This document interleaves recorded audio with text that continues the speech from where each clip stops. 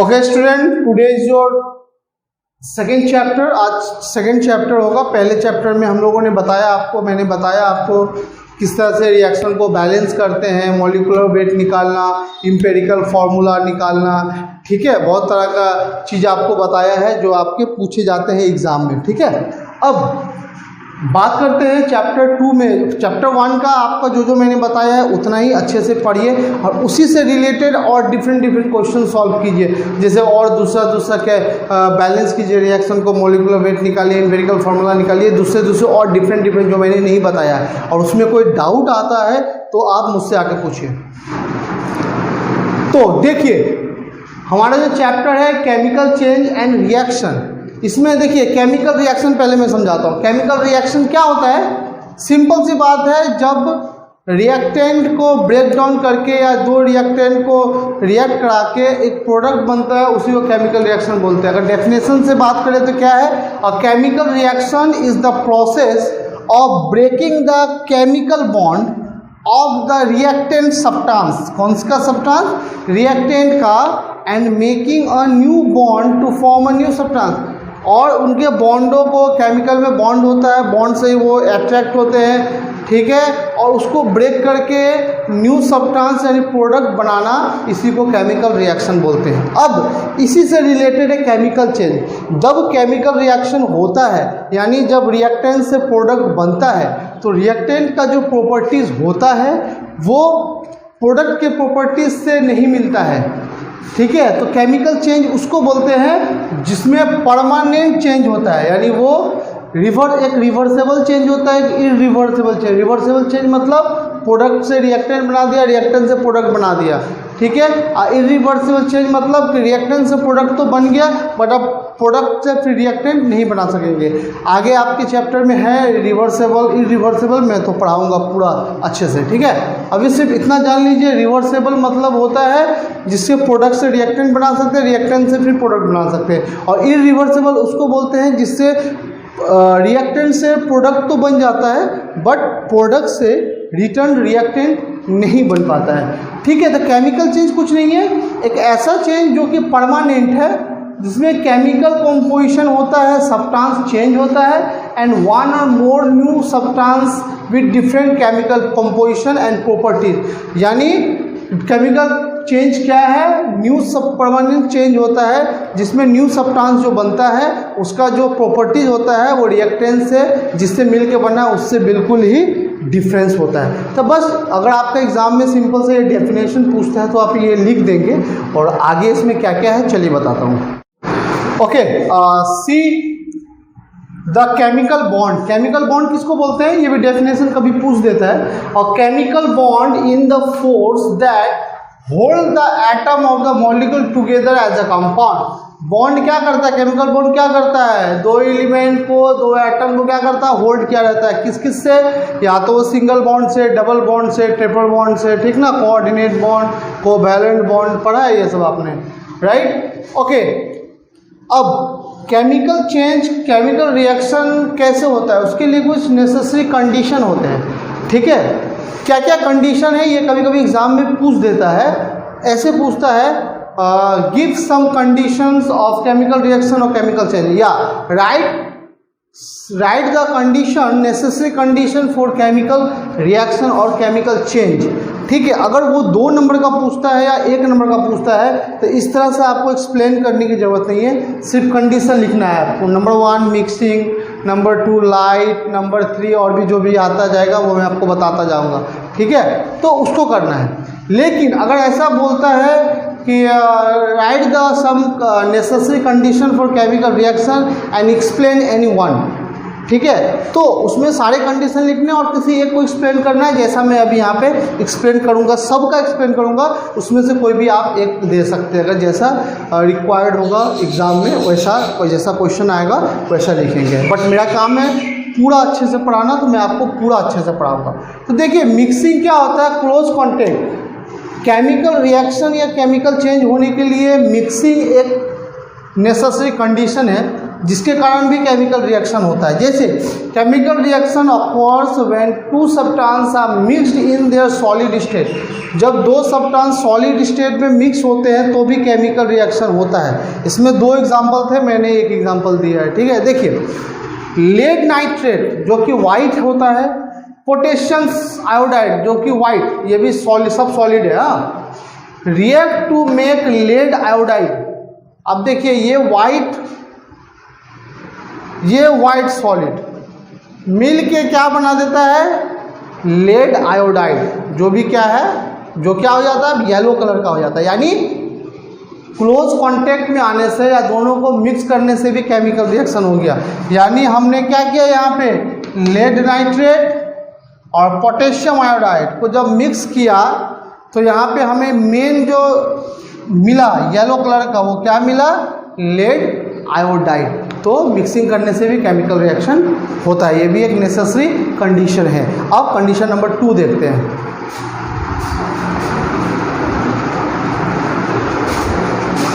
Okay, देखिए दूसरा necessary जो कंडीशन होता है वो सॉल्यूशन, ठीक है। कुछ ऐसे केस देखे गए हैं जिसमें सॉल्यूशन में भी अगर 2 सॉल्यूट हो, सॉल्यूशन हो, उसमें भी रिएक्शन होता है।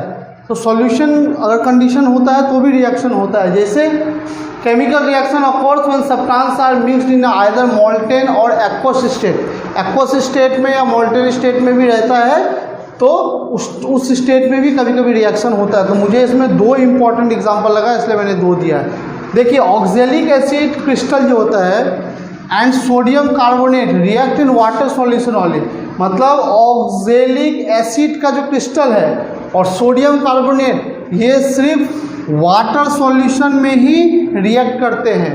ये इंपॉर्टेंट है, इसलिए मैंने ये एग्जांपल दिया है कि एग्जाम में पूछ सकता है which solution is needed to react the oxalic acid crystal and sodium carbonate, तो क्या लिखना पड़ेगा, वाटर सॉल्यूशन, ठीक है।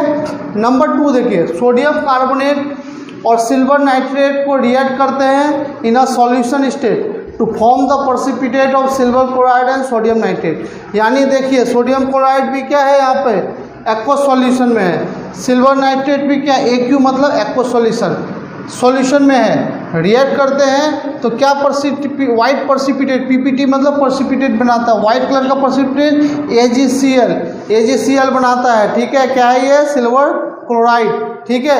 एरो नीचे है, इसका मतलब क्या है, सॉल्यूशन में रहता है। और एरो अगर किसी में ऊपर, जैसे H2 रहेगा तो उसमें एरो ऐसे रहेगा, मतलब क्या हो गया, ये गैस है, ये उड़ जाएगा, ये याद रखिएगा, एरो से ये पता चलता है। और क्या बनाता है, एक्वस सॉल्यूशन क्या बनाता है, सोडियम नाइट्रेट, ठीक है। तो ये सॉल्यूशन के लिए ये कुछ एग्जांपल है, आगे देखते हैं। ओके स्टूडेंट, देखिए नेक्स्ट जो नेसेसरी कंडीशन है वो है हीट।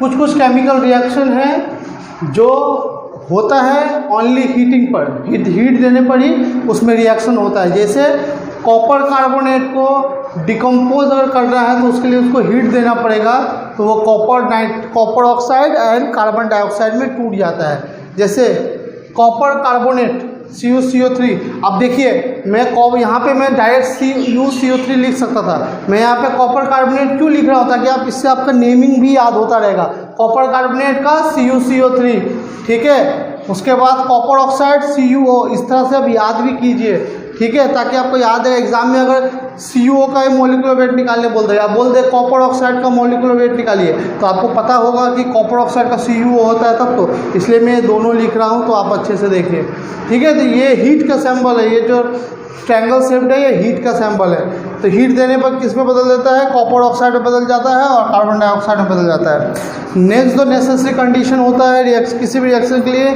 कुछ में लाइट के जरिए भी केमिकल रिएक्शन होता है। जैसे ज़्यादातर प्लांट में देखिए chemical reaction take place by the action of light, these are called photochemical reaction और फोटोलाइसिस।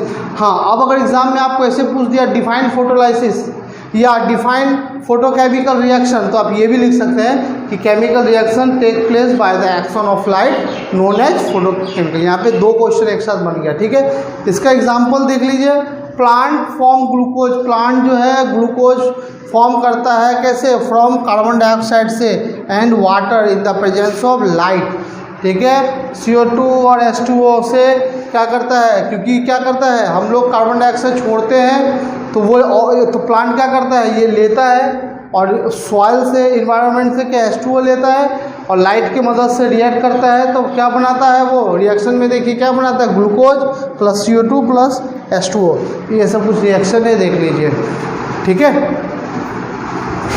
ओके, नेक्स्ट देखिए इलेक्ट्रिसिटी, ठीक है। कुछ ऐसे केमिकल रिएक्शन हैं जो कि इलेक्ट्रिसिटी पास करने पर ही उनमें रिएक्शन होता है। जैसे H2O में अगर इलेक्ट्रिसिटी पास करते हैं तो H2 अलग हो जाता है, ऑक्सीजन अलग हो जाता है, ठीक है। NaCl सोडियम क्लोराइड में इलेक्ट्रिसिटी करेंगे तो Na और Cl2 बनता है, ठीक है। कुछ रिएक्शन हाई प्रेशर पे होता है, जैसे नाइट्रोजन एंड हाइड्रोजन को जब हम लोग हाई प्रेशर पे करते हैं तो अमोनिया बनता है। जैसे नाइट्रोजन एबव कितना 200 एटमॉस्फेयर से ज़्यादा प्रेशर होगा तो अमोनिया बनेगा। ये सब जब डेफिनेशन की तरह है, इसलिए मैं इसको डेफिनेशन की तरह समझा रहा हूँ। अच्छा, एक बात और, मैं जो भी बता रहा हूँ आपको वीडियो मिल रहा है, इसका मतलब ये नहीं कि वो सब वीडियो में ही रहने दीजिएगा। आपको अपना नोट्स बनाना है, कॉपी में लिखना है, ये सारा चीज़ मैं बार बार बोल रहा हूँ, ठीक है। अगर आप अपने हाथ से नोट्स बनाएंगे, जो मैं लिखा रहा हूँ उसको लिखेंगे कॉपी में और याद करेंगे तो वो ज़्यादा फ़ायदा करेगा। अब आप सोचेंगे कि नहीं मेरे मोबाइल में या ऐप में तो वीडियो है, मैं डायरेक्ट वहीं से पढ़ लूँगा, तो कभी नहीं पढ़ पाएंगे। याद रखिए, इसलिए हमेशा अपना एक नोट्स बनाइए, अपना कॉपी रखिए, फिजिक्स का अलग रखिए, केमिस्ट्री का अलग कॉपी रखिए और उसको जो मैं लिखा रहा हूँ उसको बनाइए और उसको नोट डाउन कीजिए, ठीक है। चलिए आगे बताते हैं। तो देखिए 7 नंबर है कैटलिस्ट, ठीक है।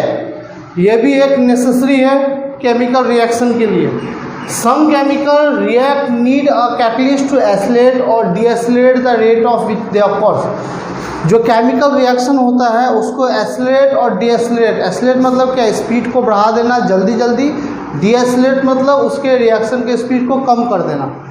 तो अमोनिया O2 के साथ रिएक्ट करता है, प्लेटिनम क्या है, एक कैटलिस्ट है, तो क्या बनाता है, नाइट्रिक ऑक्साइड NO और H2O में ब्रेक करता है, ठीक है। अब कैटलिस्ट में 2 टाइप के होते हैं, एक पॉजिटिव कैटलिस्ट, एक निगेटिव, ठीक है। तो एक पॉजिटिव होते हैं, एक निगेटिव होते हैं। तो पॉजिटिव देखिए क्या होते हैं, positive catalyst, when a catalyst accelerate a reaction is known as positive catalyst. Simple, अगर आपको कभी एग्जाम में पूछता है what is the difference between positive catalyst और निगेटिव कैटलिस्ट, तो सिंपल एक ही है, पॉजिटिव कैटलिस्ट उसको बोलेंगे जो एक्सेलरेट करता है किसको, रिएक्शन को, जो एक रिएक्शन को एक्सेलरेट करने का काम करता है, रिएक्शन को स्पीड में होने से काम करता है, उसे हम लोग क्या बोलते हैं, पॉजिटिव कैटलिस्ट। देख लीजिए H2O2 को जब रिएक्ट करेंगे MnO2 की उपस्थिति में तो क्या होता है, H2O बनता है और O2 बनता है, ठीक है।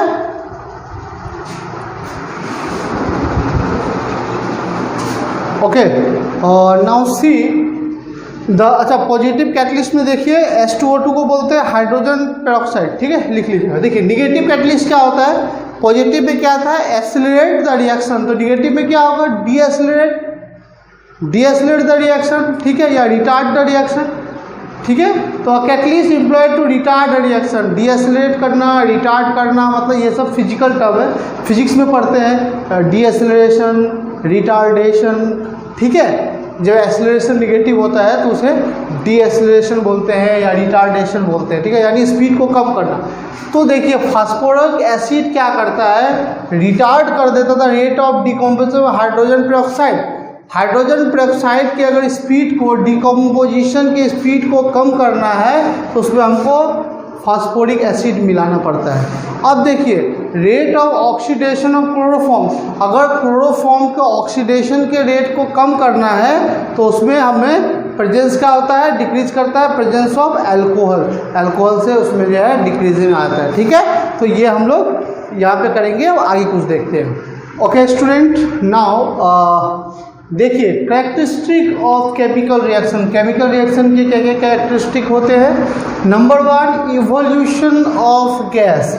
In many chemical reactions one of the product is a gas. बहुत सारे कैरेक्टरिस्टिक क्या है, केमिकल रिएक्शन में बहुत सारे ऐसे केमिकल रिएक्शन होते हैं जिसमें उनका एक प्रोडक्ट गैस होता है। जैसे when zinc react with dilute sulphuric acid, यानी सल्फ्यूरिक एसिड का क्या होता है formula H2SO4, dilute sulphuric acid, ठीक है। तो क्या बनाता है, जिंक सल्फेट और हाइड्रोजन गैस, देखिए गैस इवॉल्व हुआ विथ इफ्लोरेसेंस, इफ्लोरेसेंस मतलब बबल्स के रूप में, बुलबुले के रूप में, राइट। अब इसको क्या बोलते हैं, इफ्लोरेसेंस क्या है, ठीक है, इसको मैं अभी डिफाइन करूंगा, इसके बारे में आपको समझाऊंगा कि ये है क्या, ठीक है, ठीक है। इफ्लोरेसेंस क्या है मैं इसको जो है अभी डिफाइन करूंगा, ठीक है। तो पहला कैरेक्टरिस्टिक हमारा हो गया इवोल्यूशन ऑफ गैस, ठीक है। देखिए, okay, now see the student, characteristics तो पढ़ा था। देखिए इफ्लोरेसेंस क्या होता है, डेफिनेशन कभी डायरेक्ट पूछ देता है, ठीक है, डिफाइन द, ठीक है, डायरेक्ट इसको बोल देगा, डेफिनेशन में पूछ देगा डायरेक्ट, डिफाइन द डायरेक्ट पूछ देगा, ठीक है। तो देखिए the formation of a gas bubble in a liquid during the reaction is called efflorescence, ठीक है। The formation of gas bubble, gas बन रहा है बबल, गैस का जब बबल बनता है लिक्विड में रिएक्शन के दौरान तो उसे ही बोलते हैं। जैसे when dilute hydrochloric acid HCl dilute है, is added to calcium carbonate, calcium carbonate के साथ ऐड होता है तो क्या बनता है, कार्बन डाइऑक्साइड जो इवॉल्व होता है, कैसे, बबल्स के रूप में ये गैस इवॉल्व होता है, ये गैस बबल के रूप में ये CO2 जो है इवॉल्व होता है, ठीक है। तो यहाँ तक ही आज रखते हैं क्योंकि इसमें ज़्यादा से ज़्यादा डेफिनेशन है, अगर और भी कराऊंगा तो फिर आपको ये सारा लिखना भी पड़ेगा और घर पे जाके याद भी करना पड़ेगा, ठीक है। तो मैं उतना ही कराऊंगा जितना आप एक दिन में लिख के और एक दिन में याद कर सके, ठीक है। और ये सब सिर्फ डेफिनेशन है, ये चैप्टर से या अगर ये सब चीज़ से क्वेश्चन पूछता है तो डायरेक्ट पूछेगा डिफाइन दिस या व्हाट इज़, इस तरह से क्वेश्चन पूछेगा, ठीक है। इसमें कुछ समझने की चीज़ थोड़ा सा है, बस ये डेफिनेशन है, ये एग्जांपल है, रिएक्शन है, ये सब पूछेगा। इस चैप्टर में जो है डिकम्पोजिशन रिएक्शन, जो टाइप ऑफ रिएक्शन है उससे ज़्यादा क्वेश्चन आते हैं ये चैप्टर में, बट वो हम लोग करेंगे नेक्स्ट क्लास में, ठीक है। तो आज के क्लास में इतना ही रखते हैं और मैं बार बार बोलता हूँ जो मैं लिखा रहा हूँ उसको घर पे बैठ के याद कीजिए, कॉपी में ज़रूर नोट डाउन कीजिए। कॉपी में नोट डाउन करने के बाद जिस दिन आपने नोट डाउन किया उसका एक फ़ोटो लेके मुझे चैट सेक्शन में भेजिए कि हाँ सर मैंने ये लिख दिया है। कोई डाउट है, कुछ स्टूडेंट हैं जो डाउट भी पूछते हैं, उन्होंने जो लिखा है कॉपी में वो भी मुझे दिखाते हैं चैट सेक्शन में। कुछ समझ में नहीं आता है तो वो पूछते हैं तो मैं उनको वहीं पे उनका आंसर भी दे देता हूँ, ठीक है। बट बहुत सारे स्टूडेंट मैं देख रहा हूँ जो सोए हुए हैं, मतलब चलो ऑनलाइन है, सर तो सामने में है नहीं, डांटेंगे तो है नहीं, कुछ बोलेंगे तो है नहीं, मैं करूँ ना करूँ। देखिए मैं टीचर हूँ, साथ साथ मैं एक मोटिवेशन भी देता हूँ स्टूडेंट को। सिंपल सा बात ये है कि अगर ये आप याद करेंगे, अच्छे नंबर लाएंगे तो ये सिर्फ आपको फ़ायदा करेगा, मुझे कोई फ़ायदा नहीं करेगा। मैं जो ये बार बार बोलता हूँ क्योंकि मैं चाहता हूँ कि मेरे जो स्टूडेंट हैं या इंडिया में जितने स्टूडेंट हैं जो भी पढ़ते हैं वो अच्छे नंबर से एग्ज़ाम में पास करें, ताकि उनका जो है 1 ईयर बर्बाद ना हो। ताकि अगर आप फेल करते हैं तो 1 साल आपका बर्बाद हो जाता है। उसके लिए आपको अच्छे से पढ़ना पड़ेगा, अच्छे से। ये सब आप अपने लिए कर रहे हैं, आप किसी के लिए नहीं कर रहे हैं, ना मेरे लिए कर रहे हैं ना अपने फादर मदर के लिए कर रहे हैं, राइट। उनका काम है आपको अच्छे से पढ़ाना, आपका हर ज़रूरत को पूरा करना, वो अपना काम ईमानदारी से कर रहे हैं। मैं टीचर हूँ, मेरा काम है आपको ईमानदारी से सारा कुछ लिखाना, समझाना, बताना। मैं भी अपना काम ईमानदारी से कर रहा हूँ, यानी आपके मम्मी पापा भी अपना काम ईमानदारी से कर रहे हैं, मैं भी अपना काम ईमानदारी से कर रहा हूँ। डिपेंड करता है सिर्फ आप पे कि आप अपना काम ईमानदारी से कर रहे हो कि नहीं। आपका काम क्या है, होमवर्क करना, उसको याद करना, एग्ज़ाम में अच्छे से लिखना और अच्छे नंबर लाना, ताकि आपके मम्मी पापा को भी अच्छा लगे, ठीक है। तो चलिए नेक्स्ट क्लास में हम लोग इसके आगे भी कुछ करेंगे, ठीक है। आज के लिए इतना ही रखते हैं। ये सबको लिखिए, याद कीजिए, कोई डाउट हो तो मुझसे पूछिए। तो नेक्स्ट क्लास में फिर मिलते हैं, ओके, थैंक यू।